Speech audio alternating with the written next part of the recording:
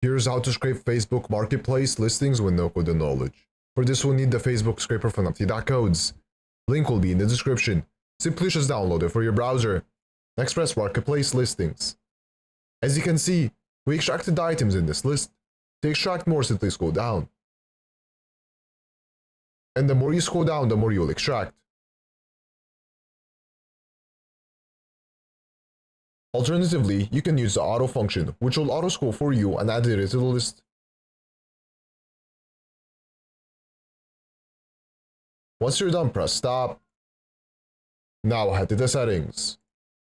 Then press on Store Data, and here you can find all data you scraped. You can specify some data to delete or move to export. Now to customize this, press on Customize. Then press on Marketplace Listings, and here you can change the data however you want. So for example, you can uncheck some data. You can also change the order of the data, and also change the name.